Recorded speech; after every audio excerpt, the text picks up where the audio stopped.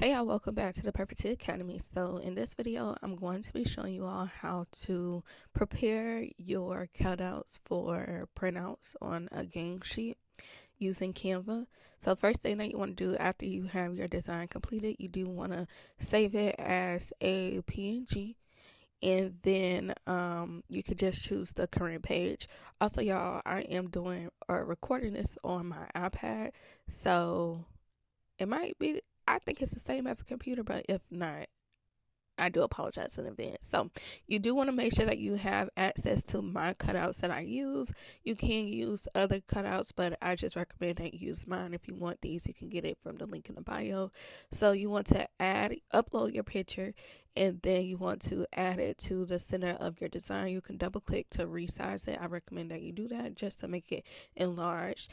And then we're going to pretend as though we're doing a small shirt and a large shirt. So I'm using both small and large cutouts. So I'm just double tapping again, and I'm stretching it out, putting it in the center. Once you do this more and more, you'll realize, or you'll get better with putting your shirts in the center. So after you do that, then you want to go ahead and click on share, and then you want to click on see all, and then click on move. Now this part is important. You do want to click on uploads, and then click on create new, and then click on move once you finish that, and then click on file, create new design, and then you want to choose custom size. Now here you want to make sure that you switch it from pixels to inches, because obviously you don't know what pixel is. I don't know what pixels is. So just keep it simple and switch it from inches to pixels to inches. Now the width should be 36 inches wide, because that's the width of my actual printer. Now if you're doing 44, then you will obviously put 44 where the width is, and then 75 for the height. You can't go any higher than 75 for the height. So once you do that, it should look like this. Then you want to go to folders, and then I saved mine to my faves. So that's where you'll get, well, your cutout may be saved in a different place. So this is where I'm getting mine. And then I'm just going to click on the small/medium first. Now this is where sizing come into place. So you do want to make sure that you do take the correct measurements of your shirt. So for example, we're going to pretend that the shirt size for this small is 36 by 30. So we're changing both the width and the height. And then now what we're going to do is go ahead and rotate this to the right. Now if you're doing one shirt, then you will just stop here. But if you're doing multiple, then you'll move forward.